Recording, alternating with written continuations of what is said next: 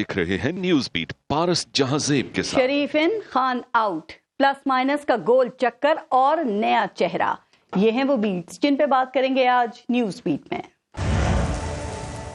अस्सलाम वालेकुम, मैं हूँ पारस जहांजेब। शक का घेरा और कानून का दायरा ऐसे शिकंजे हैं जिनमें किसी को किसी भी वक्त हस्बे ख्वाहिश और हस्बे ज़रूरत फंसाया जा सकता है।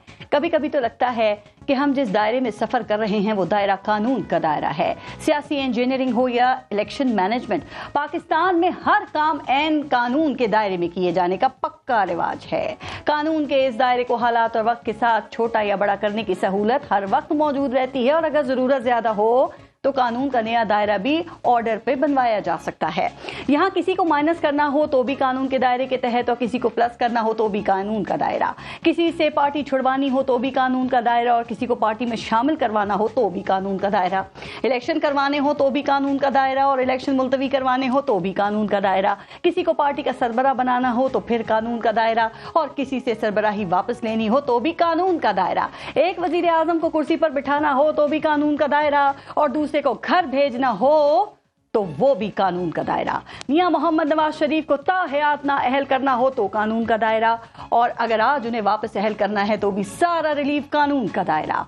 मियां साहब को एहतसाब अदालत से सजा भी कानूनी दायरा थी तो 2 दिन पहले एवन फील्ड में उनकी बरियत भी कानून का दायरा, चेयरमैन पीटीआई को सादिक और अमीन बनाना था तो भी कानून का दायरा और आज करप्ट साबित करना है तो भी कानून का दायरा।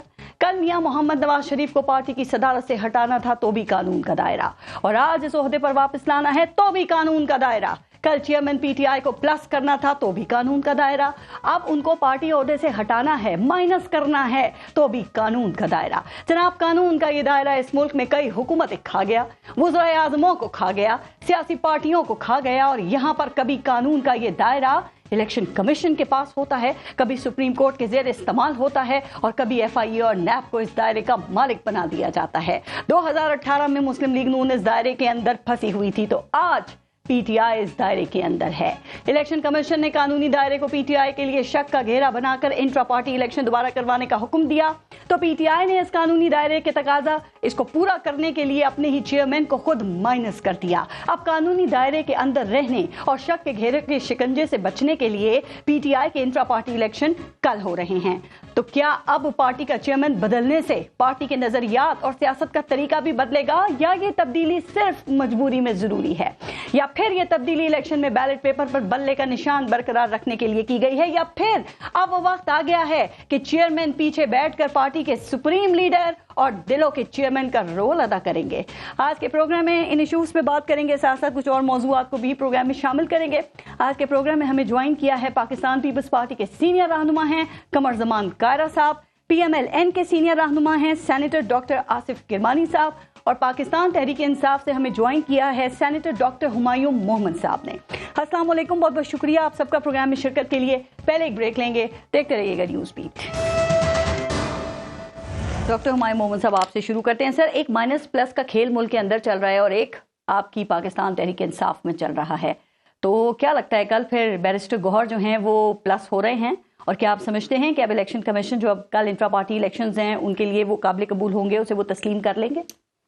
बिस्मिल्लाहिर्रहमानिर्रहीम।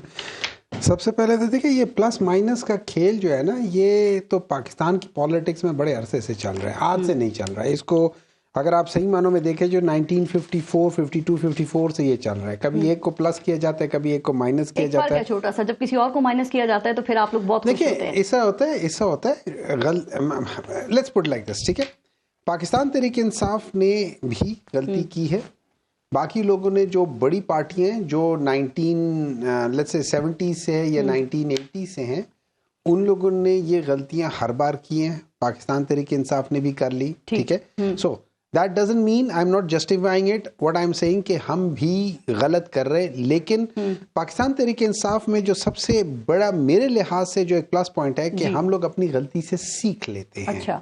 और हम लोग आइंदा ये गलती नहीं करेंगे। अगर गलती की तो मेरे लिहाज से, आप बेशक कभी क्लिप चलाने मैं समझूंगा कि I would not be able to उसको जस्टिफाई कर सकूं किसी भी। मैं आपकी बात से ये समझूं कि कल को कोई भी सियासत में से माइनस होता है तो आप उस पर खुश नहीं होंगे, आप उसको सपोर्ट नहीं करेंगे, आप उसके साथ नहीं जाएंगे उस बात के।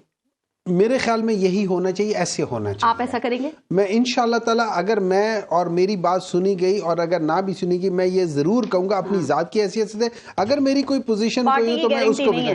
देखिए मेरे ख्याल में, मैं एक बात बताऊं, मैं अगर हर एक इंसान को इंडिविजुअली आप उसको परखें ना और उसको उसकी जिंदगी को देखें, तो मैंने एक चीज जरूर देखी कि इमरान खान गलतियां रिपीट नहीं करता। अच्छा। जनरली गलतियां रिपीट नहीं करता।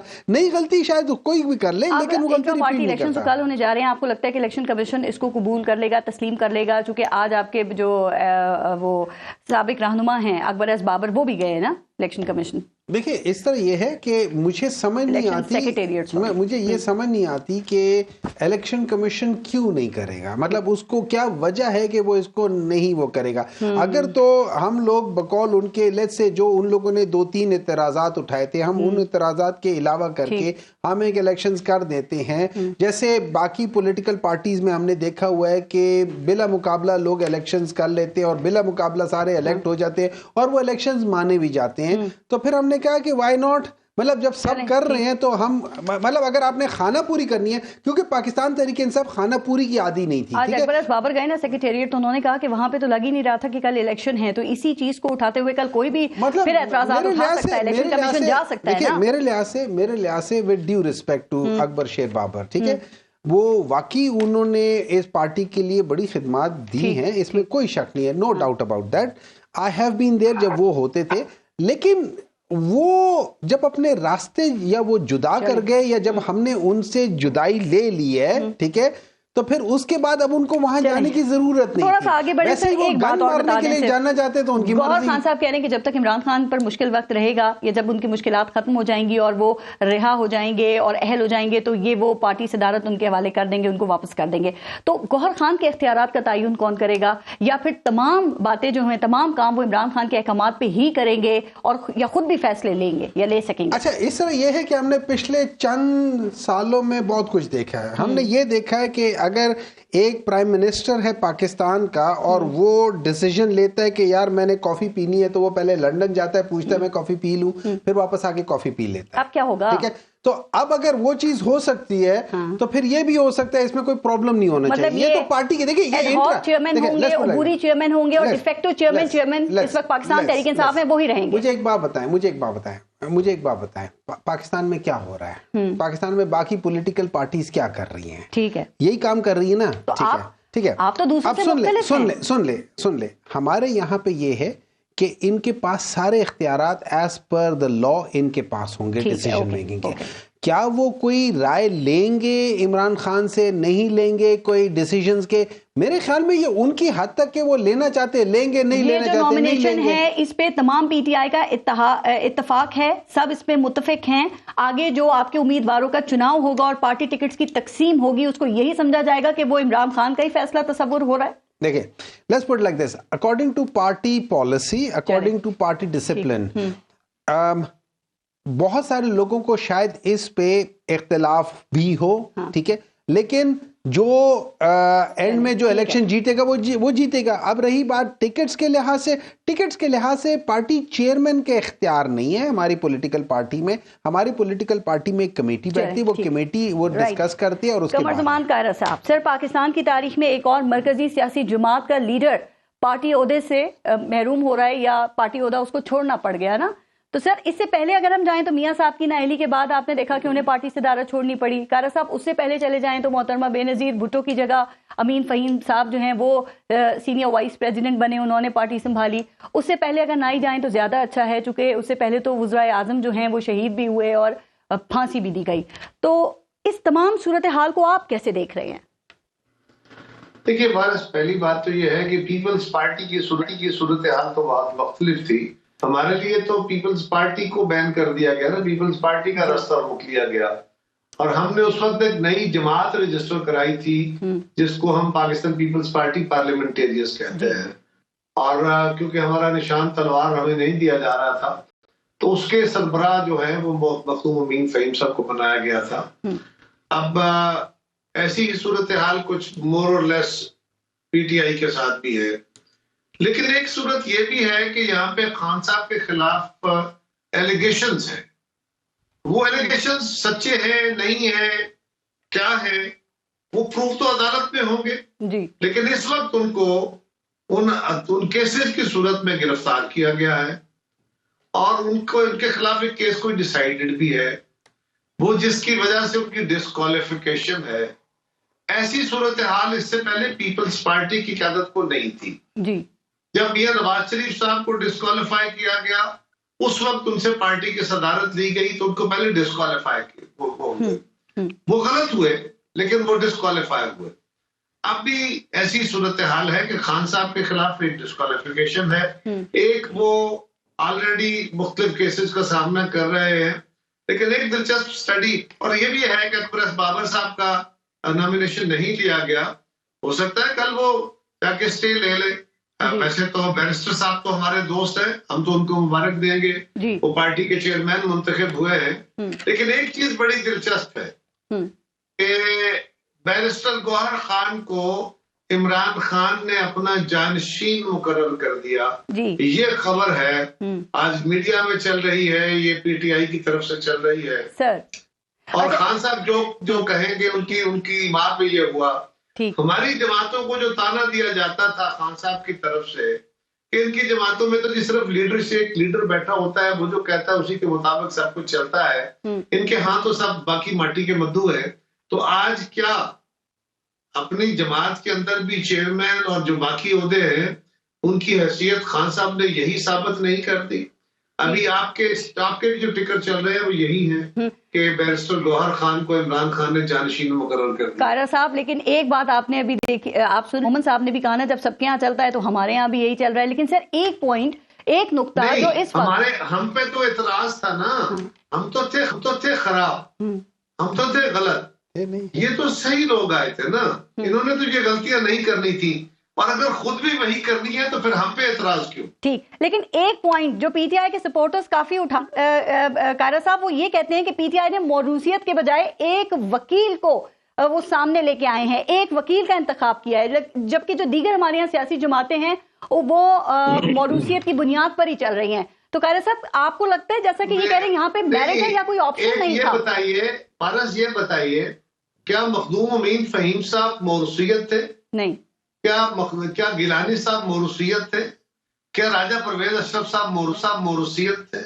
तो ये बातें कहने की हद तक तो अपनी जगह सर, लेकिन चेयरमैन कायरा साहब वो तो आपको पता है कि बीबी के बाद फिर अब चेयरमैन बिलावल भुट्टो ही हैं, जरदारी साहब पार्टी में सामने हैं, मियां साहब के बाद खान साहब के साथ एक सूरत हाल ये है कि खान साहब की औलाद यहाँ है नहीं, बेगम साहबा जो है वो पॉलिटिक्स में आएंगे नहीं, औलाद उनकी अपनी वालदा के पास है, वो पाकिस्तान में है नहीं, इसलिए उनका ये तो कहना कि नहीं मेरे हाथ तो ये नहीं है विरासत। फरियाद तालपुर से कुछ करके दिखाते।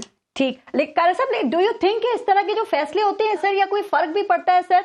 क्योंकि देखिए जो डिफेक्टिव चेयरमैन इस तरह के फैसलों से कोई बड़ा फर्क नहीं पड़ता। सियासी जमातों को या लीडरों को इस तरह माइनस नहीं किया जा सकता।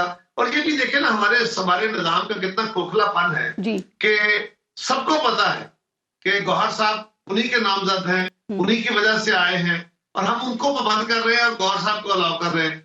मैं ये नहीं कह रहा कि गौहर साहब को अलाउ ना करें, मैं कह रहा हूँ हम इतने खोखले निजाम को लेके चल रहे हैं कि जिसका कोई फायदा नहीं है। माजी में भी जमातों को रोकने की कोशिश की गई, नहीं रुकी थी, हमसे भी निशान छीनने की कोशिश की गई थी, हमने तीर तलवार के बाद तीर का निशान रखा था, लोगों ने उसको भी वोट कर दिया। तो सर इसका मतलब पीटीआई को कोई बड़ा सियासी नुकसान नहीं होगा इस फैसले से भी, क्योंकि ज़ाहिर डिफेक्टो जो चेयरमैन है उसी का वोट है, उसी की पार्टी को उनके जो लोग जिनके ऊपर इल्जामात हैं, हमारा तो बड़ा वाज़ेह मौक़िफ़ है जी, जिन लोगों पे इल्जामात हैं उनके ओपन ट्रायल होने चाहिए और वो अपने ट्रायल फेस करें। यही खान साहब की भी ख्वाहिश थी कि लोग अदालतों में जाके अपना केस लड़ लें। ठीक है। हाँ, और जो बाकी लोग हैं जिनके खिलाफ कोई केस नहीं है, किसी केस में मतलूब नहीं है, वो हमारे भाई हैं, बहनें हैं, बच्चे हैं, उनके लहजे हमें पसंद नहीं है, उनका आर्गूमेंट का स्टाइल बड़ा तल्ख है, वो तंज करते हैं, तो उसका मतलब ये थोड़ा है कि उनका राइट डिनाई हो जाएगा। उनको राइट है पाकिस्तान में उतना ही जितना आपका है, किरमानी साहब का है, मेरा है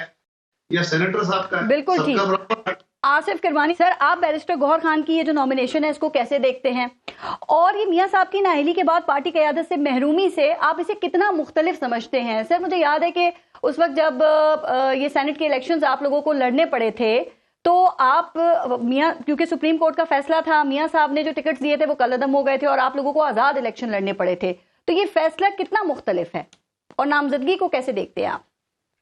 बिस्मिल्लाहिर्रहमानिर्रहीम। शुक्रिया पारिस बीबी। देखिए, मैं इसको ऐसे देखता हूँ कि जिस तरह पीटीआई तितर बितर हुई और उसके बतन से एक आईपीपी ने वजूद लिया और कुछ लोग दूसरी जमातों में चले गए, तो उससे जाहिर एक बहुत बड़ा डैमेज पीटीआई को हुआ जी। However, having said that, PTI में अभी भी ऐसे लोग, चाहे वो उंगलियों पे गिने जा सकते हों, जो इमरान खान साहब के साथ खड़े रहे। मिसाल के तौर पर मेरे ज़हन में एक नाम आ रहा है जिसने बहुत स्ट्रगल की है, अली मोहम्मद खान की मैं बात कर रहा हूँ। ये अली मोहम्मद खान जिसने कैद भी काटी, जिसने बार बार वो रिहा होता था, बार बार गिरफ्तार होता था और वो आखिरी वक्त तक आज तक पीटीआई में खड़ा है। लेकिन खान साहब की कुछ अपनी मजबूरियां होंगी, चूंकि उनके केसेस हैं अदालतों में चल रहे, तो मैं समझता हूँ कि उनको एक चेयरमैन के साथ साथ एक वकील की भी जरूरत थी कि जो उनके केसेस को भी साथ हैंडल कर सके, नंबर 1। दूसरा, आपने फरमाया कि जो नाअहली का था नवाज शरीफ साहब का मसला, उसमें मुझे याद है कि इलेक्शन कमीशन ने गालबन या सुप्रीम कोर्ट ने ये फैसला दे दिया कि जो नवाज शरीफ साहब के दस्तखत से सेनेट के 2018 के टिकट जारी हुए थे, वो उसको तस्लीम करने से इलेक्शन कमीशन ने इनकार किया और उसके बाद फिर चेयरमैन राजा जफरुल हक साहब से हमने वो टिकट हासिल किए, लेकिन इलेक्शन कमीशन ने उस पर भी एतराज किया, जिसके नतीजे में फिर अदालत ने हम फिर आजाद के तौर पर खड़े हुए। तो मैं ये समझता हूँ कि ये जो पाकिस्तान में 75 सालों से लोग कहते हैं ना कि ये दायरे का सफर है, ये दायरे का सफर अशराफिया का सफर नहीं है। अगर दायरे के सफर में कोई चल रहा है तो इस कौम के गरीब और मिडिल क्लास है जिसके 75 सालों में हालात नहीं बदले हैं। और अब it is high time now. देखें, इल्जामात लगाना बड़ा आसान है और यहाँ कोई सबूत तो देखता कोई नहीं। आप किसी को अगर कह दें कि किरमानी जुमे की नमाज पढ़ के निकला है तो लोग कम तवज्जो देंगे, ठीक है। अगर आप कहें कि किरमानी रात नाइट क्लब से निकल रहा था तो चाहे वो झूठ हो, उस खबर को, प्रोपेगेंडे को फैला दिया जाता है। अब सवाल ये उठता है कि 2 चैलेंजेस हैं मैं जो समझता हूँ इस वक्त तमाम सियासी जमातों के सामने, और मैं यहाँ एक जरूर अर्ज करना चाहूंगा, मुझे इजाजत दीजिए। मैं इस हक में हूँ कि जैसे कायरा साहब मोहतरम में मेरे सीनियर है, उन्होंने फरमाया कि जो लोग, तो मैं समझता हूँ कि 9 मई सानिहा में डायरेक्टली या इनडायरेक्टली मुलविस थे, या वो लोग जो मुकदमात में मतलूब हैं या जेलों में हैं या वो मुख्तलिफ मुकदमात का सामना कर रहे हैं, उनको उस वक्त तक तो बिल्कुल सियासत करने की या इंतखाबात लड़ने की इजाजत नहीं होनी चाहिए जब तक अदालतें उनको क्लियर ना कर दें या व्हाटएवर उनका फेट हो। हाँ, जो लोग क्लियर हैं, क्लीन हैं, जिनके हैंड्स, हम नहीं चाहते किसी जमात को कलअदम करार दिया जाए, क्योंकि माजी में भी नैप होती थी, उसको उन्होंने कलअदम करार दिया, ज़ियाउल हक ने, तो वो एएनपी के नाम से आ गई। तो मैं समझता हूँ एक सेकंड, मैं समझता हूँ कि पीटीआई के उन अनासिर को जिनके हाथ साफ हैं और जो सानिया 9 मई में जिन्होंने पाक फौज पर, रियासत पर, जिना हाउस पर, जीएचपी पर हमला नहीं किया, शोहदा की यादगारों पर, उनको पीटीआई के बेशक प्लेटफॉर्म से इलेक्शन लड़ने की इजाजत होनी चाहिए जिनके हाथ साफ हैं। ये आपने बड़ी अच्छी बात कर दी, लेकिन क्या वाकई मौरूसी सियासत की भी नफी की गई है? चूंकि पीटीआई तो कह रही है ना कि एक गैर मुतहरिक और गैर सियासी शख्सियत को पार्टी चेयरमैनशिप के लिए नॉमिनेट किया गया है। मैं आपसे इसलिए ये सवाल कर रही हूं क्योंकि नून लीग में इस पे काफी बात हो रही है। इवन के ख्वाजा आसिफ साहब ने ये ट्वीट किया कि बैरिस्टर गौहर खान की नामजदगी असल में पीटीआई की दीगर सियासी क़यादत पर इमरान खान का अदम एतमाद है और वो डरते हैं कि पार्टी पे कोई कब्जा ना कर ले। देखिए, जो आप अली मोहम्मद का भी अभी नाम ले रहे थे, ये उनकी अपनी राय हो सकती है। जहां तक मरूसियत की बात की, मैं ये ऐड करना चाहूंगा, जैसे कायरा साहब मोहतरम ने फरमाया कि इमरान खान साहब के जो बच्चे हैं, जिसको बोलते हैं ना इमीडिएट रिलेटिव्स, ब्लड लाइन जिसको बोलते हैं, वो तो यहाँ है नहीं और वो सियासत भी नहीं करना चाहते। हाँ, अगर वो यहाँ होते, उसके बाद अगर इमरान खान साहब बैरिस्टर साहब को करते तो फिर तो जरूर हम करते। लेकिन चूंकि आखिरी जुमला, लेकिन बैरिस्टर लेकिन ऐसे लोगों के होते जो मौजूद हैं, जो उनके साथ हर गर्म और सर्द में खड़े रहे हैं, उनको बाईपास करके बैरिस्टर साहब को बनाया गया। और आखिरी बात, आखिरी लफ्ज कि मरूसियत की बात हुई। देखिए, जहां हमारे पर मरूसियत का इल्जाम लगता है, बड़ा क्लियर कट था उस वक्त के जब शाहिद खकान अब्बासी को प्राइम मिनिस्टर बनाया गया, तो मैं मौजूद था उस मीटिंग में और भी लोग थे। तो शाहिद खकान अब्बासी साहब को हमें 1.5 घंटा लगा था मनाने में। वो कह रहे थे कि आप शहबाज शरीफ को बना रहे प्राइम मिनिस्टर, लेकिन मियां साहब ने उनको कहा कि नहीं, और उसके बाद मियां साहब उठ के चले गए जोहर की नमाज के लिए। और हमें कह गए कि यार शहबाज शरीफ वजीर आला पंजाब भी थे ना, उनको वहां से इस्तीफा, फिर इलेक्शन लड़ना पड़ता और उसके बाद फिर ये प्रोसेस आगे बढ़ता। थोड़ा सा आगे चलते हैं। एक आखिरी मिसाल और दे देता हूँ, मिसाल और दे देता हूँ कि आखिर इसी नवाज शरीफ ने, वजीर आजम ने गुलाम हैदर वाही को भी तो बनाया था ना वजीर आला पंजाब 1990 में। उस वक्त भी तो वो शहबाज शरीफ को बना सकता था। कहने का मतलब उस वक्त मरियम नवाज मेन स्ट्रीम थी ना। कौन नहीं था जी? मरियम नवाज जी। 2013 में उनकी पॉलिटिक्स शुरू हुई ना मरियम नवाज की। सर, मरियम नवाज मियां साहब की जो साहबजादी हैं। नहीं, मैं शहबाज शरीफ की बात कर रहा हूँ कि गुलाम हैदर वाही की जगह शहबाज शरीफ को तो बनाया जा सकता। अच्छा सर, ये पाकिस्तान जी कायरा साहब इसको भी जरा अप्रिशिएट करें जी। जहां तक ताल्लुक इमरान खान साहब का है, मैंने वजाहत की कि उनके बच्चे यहाँ नहीं हैं, लेकिन इमरान खान साहब के बाद शाह महमूद साहब हैं, क्या उनके बच्चे सियासत में नहीं हैं? चौधरी परवेज इलाही साहब के बच्चे सियासत में नहीं हैं? उनकी जमात का कौन सा वो लीडर है सेकंड टियर का जिसके बच्चे सियासत में नहीं है, वहाँ खानदानी सियासत नहीं है? सिर्फ एक फर्द के बारे में सिर्फ कह देना कि जमात के अंदर सियासत विरासत नहीं है, वहाँ तो मुकम्मल तौर पर हर जगह विरासत है। ठीक सर, कल वो एक मुबैना ऑडियो भी तो इसमें वो एहलिया और बहनों के हवाले से भी गुफ्तगू है, वहां भी यही कहा जा रहा है कि इक्तिदार के हवाले से ही बात हो रही थी। तो ये बात आप ठीक कह रहे हैं। कारी साहब, पाकिस्तान तहरीक इंसाफ के मामलात पे तो हमने बात की, जरा मोमन साहब से पीपल्स पार्टी की बात करूं, फिर मैंने इस पे जरा डिटेल में आपसे पूछना है कुछ। मोमन साहब, पीपल्स पार्टी के हवाले से बड़ी अहम खबरें भी आ रही हैं सामने। पिछले 2 हफ्ते से बिलावल भुट्टो का ये बुजुर्ग सियासतदानों के हवाले से जो बयान था, उनके बयानात ही चलते रहे। फिर जरदारी साहब का इंटरव्यू आया, वो बहुत ज्यादा डिस्कस हुआ। आज बिलावल भुट्टो ने क्वाटा में अपना जो बयान था उसकी वजाहत भी की है, वो बुजुर्ग सियासतदानों वाला। लेकिन आप समझते हैं कि उसूली तौर पे बिलावल भुट्टो ने ये दुरुस्त बात की है कि अब मुल्क की भागदौड़ जो है वो नौजवानों के हाथ में होना चाहिए। अब नौजवानों को मुल्क को लेके आगे चलना चाहिए, उन्हें मौका मिलना चाहिए। देखिए, इसमें तो कोई शक नहीं है कि यंग ब्लड को आना चाहिए सामने, ठीक है। और मैं समझता हूँ कि जो होप्स है पाकिस्तान की, वो जो इस वक्त की जो 60% यूथ है, और माशाल्लाह बड़ी बाशऊर यूथ होती जा रही है, ठीक है। वो क्वेश्चंस करते हैं, वो लकीर के फ़कीर वाला हिसाब किताब नहीं है, क्योंकि ये जो टेलीफोन्स है ना, इन्होंने जो सोशल मीडिया ने जो इनको एम्पावर कर दिया है विद नॉलेज, वो अब हर एक, अगर आदमी अपने बच्चे को कहना, ठीक कह रहे हैं, देखें मैं उस पे जो वो कह रहे हैं वो ठीक है, लेकिन अब मैं उसमें एक चीज कहता हूँ। देखिए, होता क्या है, आप अपने बच्चे की परवरिश कैसे करते हैं जी, उसकी सोच और आपकी सोच एक होगी। It is not the young blood, it is the young सोच, it is the change of the thought process. ये वो सोच जब तक आप नहीं बदलेंगे ना, तो मेरे बेटी की सोच मेरे लिहाज से ही होगी, क्योंकि मैं ही उसको ट्रेन करूं, मैं उसी सोच से उसको लेकर वो वही स्कूल ऑफ थॉट है।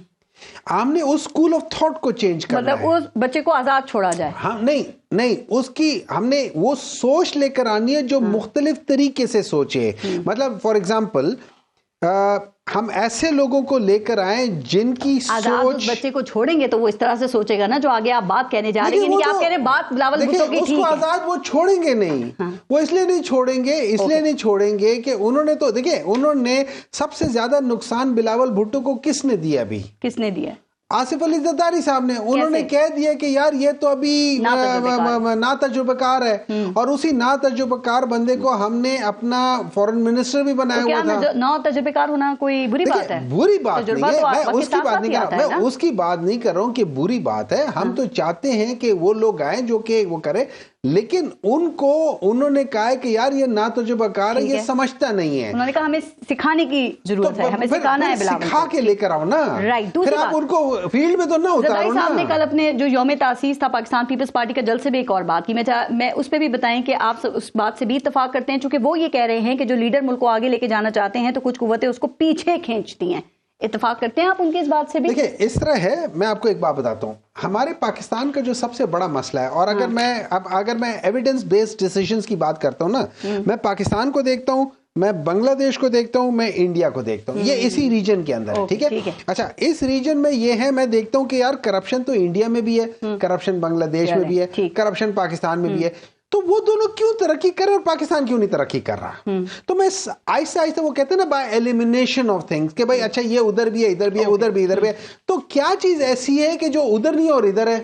ठीक है, राइट। कारा साहब, सर मुझे यकीनन जरदारी साहब और बिलावल भुट्टो के जो इख्तलाफात की खबरें या बातें हो रही हैं, आप उस बात की तरदीद करेंगे, लेकिन आज बिलावल भुट्टो ने क्वार्टर में अपने बयान की वजाहत कर दी ना। उन्होंने कहा कि मेरा ये एतराज नहीं है कि लोग बुजुर्ग हो चुके हैं, ये लोग बुजुर्ग होकर भी नई सियासत ला सकते हैं। तो कारा साहब, हम क्या समझें कि जो पिछला बयान था उसको आउट ऑफ कॉन्टेक्स्ट लिया गया, या वालिद के समझाने पर बिलावल भुट्टो ने यू टर्न लिया है? पारस, पहली बात तो ये है कि खान साहब का अपने इंटरव्यू बहुत सारे हैं। उन्होंने वो 70 साल की उम्र में भी जब वजीर आजम बन गए थे, उस वक्त भी उन्होंने बाद में कहा कि हाँ मुझसे गलतियां हुई, मेरा तजर्बा नहीं था जी। तो बंदा तजर्बा तो सारी जिंदगी हासिल करता रहता है, ये तो कोई नई बात नहीं, तो उन्होंने खुद एडमिट किया। रही बात बिलावल साहब की, तो बिलावल साहब ने जब ये बात कही सीनियर्स के लिए, तो उन्होंने वहां पे माजी की सियासत का जिक्र किया बाकायदा, और मैंने सारे मीडिया से गुजारिश की थी कि खुदारा उनके उस बयान को, पहले जो बयान उन्होंने दिया वो था जो उन्होंने अपने असेंबली के अंदर भी बयान दिया था अपनी आखिरी स्पीच में जी। उन्होंने मियां साहब को भी और जरदारी साहब को भी मुखातब किया था और कहा था कि वो सियासत करें, हमारे लिए मुस्तकबिल में आसानियां हों। उसी का वो एक तसलसल था, और उन्होंने कहा था कि हमने माजी की सियासत को खत्म करना है। ठीक, अगर हमारे सीनियर्स या बड़े जो हैं या बुजुर्ग जो हैं ये माजी की सियासत खत्म नहीं कर सकते तो ये घर बैठ जाए। ये उसके साथ क्वालिफायर लगा था, लेकिन उसको किसी ने देखा ही, तो उन्होंने कहा जी वो कह रहे हैं बाबे जाए फलान करें, और फिर हम बार बार वजाहत करते रहे कि आप उनका बयान सुन ले। दूसरी बात यह है कि साहब अगर 1 मिनट मुझे दे, मैं भुट्टो का बयान आपको सुनवा दूं, जरा एक दफा सुन लीजिए। 1 मिनट मुझे 1 मिनट दीजिए, उनका बयान मैं भी आपको सुनाता हूँ पूरा, मैं भी आपको सुनाता हूँ। उनके बयान 2-3 है उसमें जी। तो सवाल यह है कि कल के जलसे में आसिफ जरदारी साहब ने अपनी स्पीच का आगाज किया किस शेर से? लोग नीचे से कारकुन नारे लगा रहे थे कि वजीर आजम बिलावल, तो उन्होंने कहा कि आवाज़े खल्क को नकारा खुदा समझो, यहां से वो चले।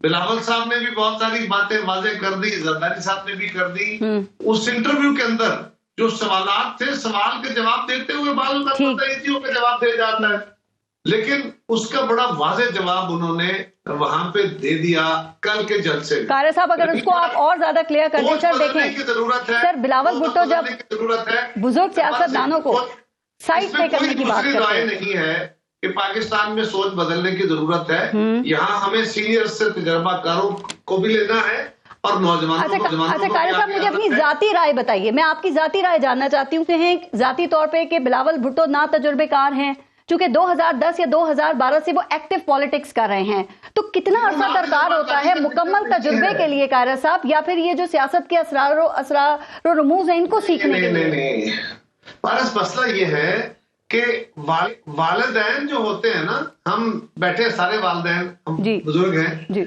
तो हमारे जो बच्चे हैं वो बड़े आला पढ़े लिखे हैं, बड़े ज़हीन हैं, सब कुछ है। हमारे भी वालिदैन जो हयात है वो हमारे लिए आज भी समझते हैं कि हमें उतना दुनिया का तजर्बा नहीं है जितना उन्हें है। ये एक फिक्स माइंड सेट है। लेकिन देखना यह है कि बिलावल भुट्टो जरदारी साहब जब वजीर खारजा बने तो पाकिस्तान के बेशुमार लोगों ने, हमारे मुखालिफिन, इस पर सवाल उठाए कि जी वो तजर्बाकार हैं, वो नौजवान हैं, वो बड़े लड़के से हैं। हालांकि जुल्फकार अली भुट्टो शहीद 35 साल की उम्र में वजीर खारजा बने, 33 साल की उम्र में बने। बीबी शहीद 35 साल की उम्र में वजीर आजम बनी। मियां नवाज शरीफ साहब भी 35 साल की उम्र में पंजाब के चीफ मिनिस्टर बने। तो ये कोई ऐसी बात नहीं है। लेकिन बिलावल साहब ने क्या अपने कोई 1.25 साल दौर में ये साबित नहीं किया कि उन्होंने पाकिस्तान की बेहतरीन सफारतकारी की, मुश्किल तरीन हालात में जब अपने पराए कायरा साहब मैं ब्रेक ले लूं पाकिस्तान के फोरम पे लेके आए। दुनिया ने कहा कि उनकी सफारतकारी बहुत अच्छी थी, सारे मीडिया ने कहा, सारे मुखालफिन ने भी कहा, तो उन्होंने अपनी परफॉर्मेंस से खुद साबित किया। सर बिलावल भुट्टो ने तो ये सब कहे हैं, लेकिन जो बयानात थे उससे इख्तिलाफात क्या जाहिर नहीं होते। देखे ना, जब बुजुर्ग सियासतदानों को साइडलाइन करने की बात की तो जरदारी साहब ने कहा कि मैच्योर नहीं है, इनको सिखाने की जरूरत है, और उन्होंने ये भी कहा कि आपको कह रहा हूं, बच्चे बुजुर्गों के मुंह पे बात कर देते हैं।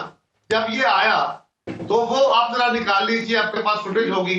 उस बयान में उन्होंने कहा कि हमने माजी की सियासत को खत्म करना है, उसकी हमारे मुल्क में कोई गुंजाइश नहीं है, अगर नहीं तो फिर हमारे माजी की सियासत की बात कर रहे थे। ठीक, वो माजी की सियासत की बात कर रहे थे। आप ये कह रहे हैं ना, चूंकि आपने सही कहा, 2-3 बयान आते हैं, उन्हीं में से एक बयान ये था कि 70 साल के सियासतदान घर बैठे हैं, मस्जिद में बैठे हैं और मुल्क के लिए दुआ करें। बार बार एक बात कर रहे हैं, एक चीज और भी देखिए, वो टॉक शो नहीं कर रहे, मेरी तरह जवाब नहीं दे रहे, वो अपने इलेक्शन कैंपेन में जलसे कर रहे हैं, उन जलसों के अंदर तसलसल से बातें हो रही है। अब एक दफा अपनी बात करते हैं, फिर उसी को आगे दोहराते जाते हैं, उसमें कुछ अल्फाज आगे पीछे जरूर होते हैं। ये नहीं होता कि वहां को बैठा रिसर्च हो सकता है आउट ऑफ कॉन्टेक्स्ट लिया गया हो। कायरा साहब, मैं एक ब्रेक ले लूं सर, जरा ब्रेक के बाद मजीद बात करते हैं। ब्रेक लेते हैं, देखते रहिएगा न्यूज में।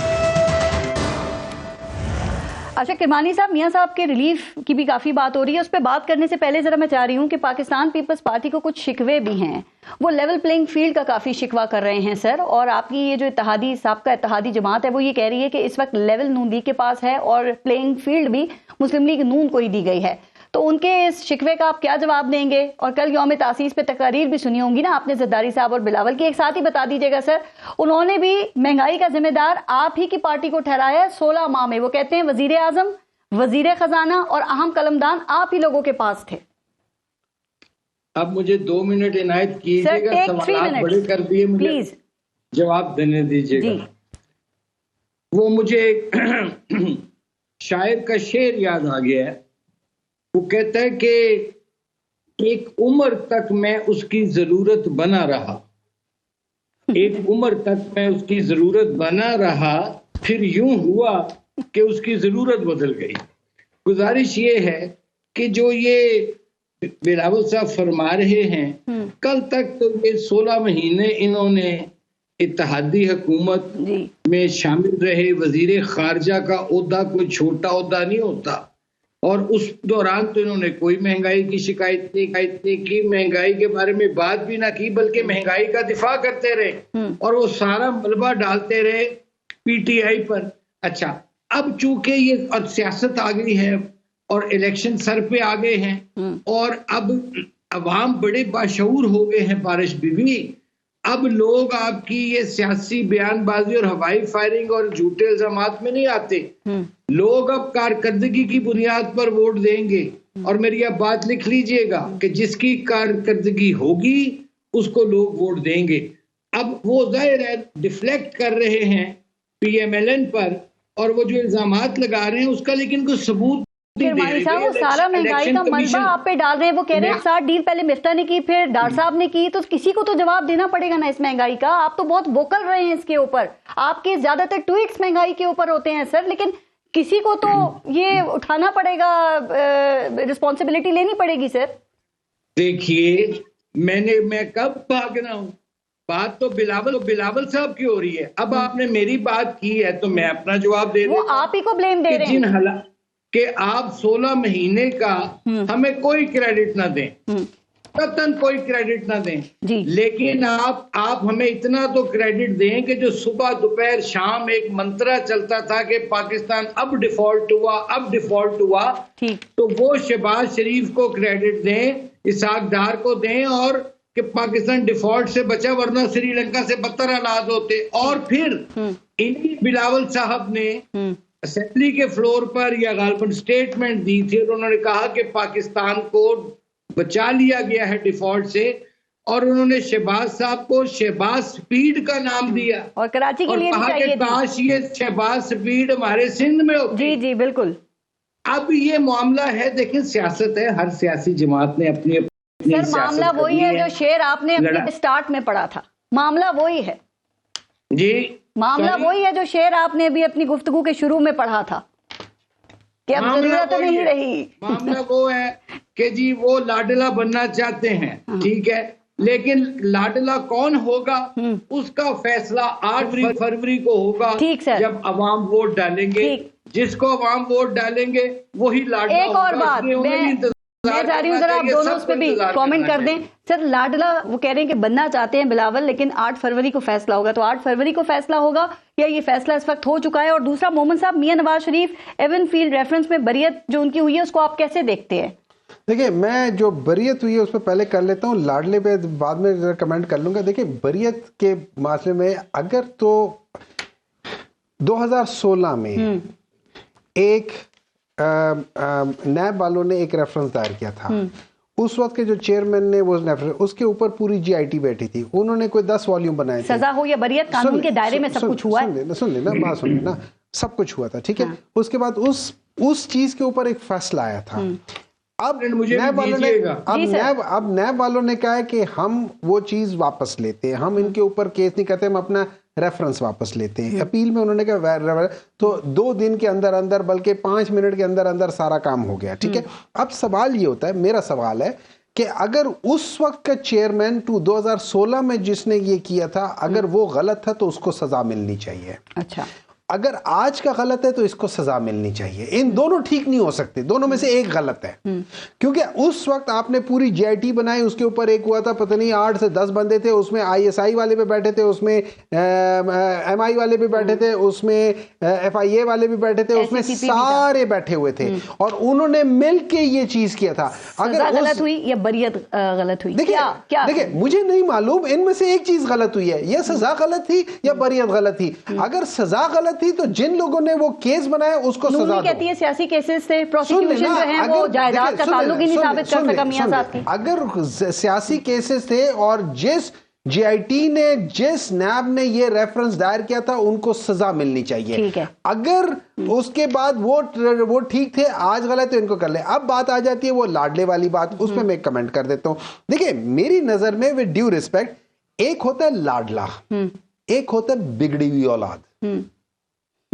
ठीक है, बिगड़ी हुई औलाद क्या होती है? वो बार बार एक काम गलत करती है, तो वो भी लाड प्यार और उसको नहीं, आपको बहुत ज्यादा लाडला होना, बहुत ज्यादा लाडला हो तो वो बिगड़ जाता है। ये वो लोग हैं जो 1981 1985 के बाद थे, अब उसके बाद 1990 में 1997 के बाद अब ये बिगड़ चुकी है। ओके, मैं इसका थोड़ा सा टाइम में जरा किरमानी साहब जवाब दे दें। किरमानी साहब, मियां साहब के साथ इंसाफ होना शुरू हो गया है फिर आखिर, आपको ऐसा लगता है सर? और ये जीरो रिस्क कब तक बरकरार रहेगा? पहली बात तो ये है कि जो लाडला था वो इतना बिगड़ा कि उसको फिर वोट ऑफ नो कॉन्फिडेंस के साथ भेजा गया, और वो फिर आज अपने जो भी वो उसका जो लाडलापन था वो खत्म हुआ। जहां तक आप केसेस की बात कर रहे हैं, देखिए हम पहले दिन से कह रहे हैं कि नवाज शरीफ के साथ झूठे बोगस फ्रॉड केसेस बनाए गए थे, और उसकी अदालत उज़्मा ने कल नवाज शरीफ की बेगुनाही पर मोहर सबत कर दी है। अब जहां तक सेनेटर साहब ने ये फरमाया कि भाई पहले ठीक था या अब गलत है, तो भाई नवाज शरीफ पर तो कोई करप्शन का इल्जाम तक नहीं निकला, उसको तो अकामा पे निकाला गया। मैं ये समझता हूं कि जो नैब का इदारा है, इस पर एपेक्स कोर्ट की और अदालत आलिया की रूलिंग ऑब्जर्वेशन मौजूद हैं कि इदारा पॉलिटिकल इंजीनियरिंग के लिए, आर्म ट्विस्टिंग के लिए, सियासी इंतकाम के लिए बनाया गया है।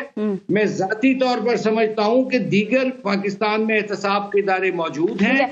किरमानी साहब, ये नैब ने आज 190 मिलियन पाउंड की रकम का दायर कर दिया इमरान खान के खिलाफ। इनकी अकाउंटेबिलिटी होनी चाहिए। ये आज भी आर्म ट्विस्टिंग हो रही है। कौम के पैसा, महंगाई, गुर्बत, बेरोजगारी में कौम मर गई। इन्होंने अरबों रुपए के गुलछड़े उड़ाए, इनका एहतसाब होना चाहिए। ना इसके पास कोई सबूत था, ना इनके पास कल का पड़े ऑब्जर्वेशन जस्टिस गुल हसन की, ना इनके पास कोई चार्ज फ्रेम किया इन्होंने।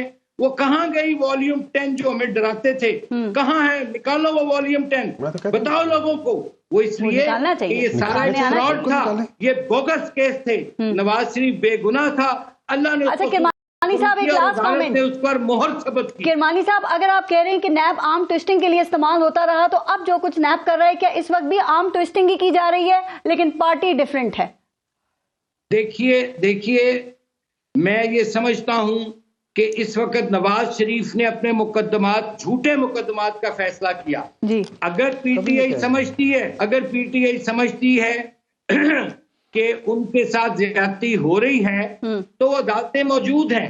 The matter is between courts and mister समझते हैं, आपने कहा ना 170 पेशियां भुगती नवाज शरीफ के साथ जेआईटी में, और जिसकी बुनियाद पर जब उनसे पूछा गया नैब से कि तुम्हारे पास एविडेंस क्या है, शहादत क्या है, उन्होंने कहा हमारे पास तो कुछ नहीं, जो जेआईटी ने हमें दिया था हमने वो सुप्रीम कोर्ट के हुक्म पर उसको सजा दिलवा दी। देखिए किरमानी साहब, मतलब ये है, मैं ये समझता हूँ कि नैब का जो इदारा है वो कोई अफादियत या कारकर्दगी साबित करने में नाकाम रहा है, और जो भी नेक्स्ट गवर्नमेंट आए, पार्लियामेंट आए, उसको चाहिए कि सबसे पहला काम ये करे कि नैब के पर काटने चाहिए। अच्छा, मैं एक बात बताता हूँ। देखिए किरमानी साहब ने उनको अकामे के पे निकाल दिया था, मान लिया निकाल। मैं एक सवाल पूछना चाहता हूँ, एक सिटिंग प्राइम मिनिस्टर को अकामे की जरूरत क्यों है? Do you know what is अकामा? एक मिनट किरमानी साहब, एक मिनट किरमानी साहब आप इसके बाद बोल लेना प्लीज किरमानी साहब, प्लीज आपको पता है अकामा क्या चीज है? अकामा वर्क परमिट है। अकामा बेसिकली वर्क परमिट है, मतलब ये है कि मैं किसी कंपनी का मुलाजिम हूँ। पाकिस्तान का सिटिंग प्राइम मिनिस्टर पाकिस्तान का सिटिंग प्राइम मिनिस्टर किरमानी साहब, पाकिस्तान का सिटिंग प्राइम मिनिस्टर मुशर्रफ ने पाकिस्तान पाबंदियां लगाई थी, सर जी पाकिस्तान का छीन लिए गए थे। जी जब वो प्राइम मिनिस्टर थे उस वक्त तो नहीं थे ना, जब वो प्राइम मिनिस्टर थे उस वक्त उनके पर कोई नहीं था ना, उस वक्त वो छोड़ देते ना, एकामे खत्म कर देते। एकामा बेसिकली वर्क परमिट है। ये दूसरा काम इसका ये जो बड़े लोग वर्क परमिट रखते हैं ना, वो 2 नंबर के लिए रखते हैं, वो मनी लॉन्ड्रिंग के लिए रखते हैं। जो बड़े लोग हैं वो अकामा इसलिए रखते हैं कि वहां से मनी लॉन्ड्रिंग होती है। अब तो मनी लॉन्ड्रिंग का भी केस जो से अदालत ने बंद कर दी है। अगर आपको आप तो सब बंद कर देंगे ना, आप तो सब बंद कर देंगे, आप तो सब बंद कर देंगे और सबूत लेके जाइए, आप तो सब बंद कर देंगे। इल्जामात की सियासत जो आपकी पार्टी का हमेशा वतीरा रहा है, खुदा का वास्ता, आप तो क्या सबूत और क्या? मसला महंगाई है, गुर्बत है, बेरोजगारी है, उसका मंशूर का ऐलान करे, इकोनॉमिक रोड मैप दे लोगों को। वो लगता है किसी पार्टी के पास है। लोग जिबा हो गए, लोग खुदकुशियां कर रहे हैं। नवाज शरीफ के दौर में 4 रुपए की रोटी थी, आपके दौर में 20 रुपए की हुई। और नवाज शरीफ साहब के दौर में जब थी तो उससे पुराने दौर में 2 रुपए की थी ना। चले एक जमाने में 8 आने की भी रोटी थी, फिर आप वो वाला जमाना लिया ना। आप 1970s में 8 आने की रोटी, हम 4 आने के तंदूर से रोटी लेकर आते थे, बच्चे होते थे 4 आने के रोटी लेकर आते थे, तो हम कर लेते उस जमाने में चले जाते हैं। आप सबसे पहला काम डॉक्टर साहब सुबह करें, अदालत में जाके तो वो जो आप कह रहे हैं कि हम नहीं दे सके हैं, दोबारा पिटीशन दायर करें। आप नैब के साथ मिलकर दोबारा इस केस को खंगाल ले, कुछ नहीं निकलेगा। वो किरमानी साहब पहाड़ निकला चूहा, इसमें से चूहा भी नहीं निकला। किरमानी साहब क्या ख्याल है कि अल अजीजिया में भी बरी हो जाएंगे? आप ऐसे ही रिजल्ट एक्सपेक्ट कर रहे हैं और फिर इलेक्शन लड़ने के लिए अहल होंगे? में बयान हल्फी दे चुका है जस्टिस अरशद मलिक मरहूम कि उस पर दबाव के तहत फैसला लिया गया। क्या जस्टिस शौकत अजीज सिद्दीकी का बयान भूल गए आप? ठीक सर, उसको भी मद्देनजर रखें। इलेक्शन लड़ने के लिए मुझे आपसे इंसाफ की तवक्को है। आप डॉक्टर हैं, आप सेनेटर हैं, आपको तो चाहिए इंसाफ की बात करें।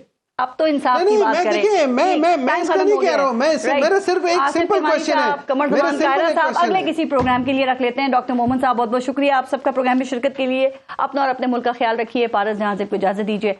अल्लाह हाफिज।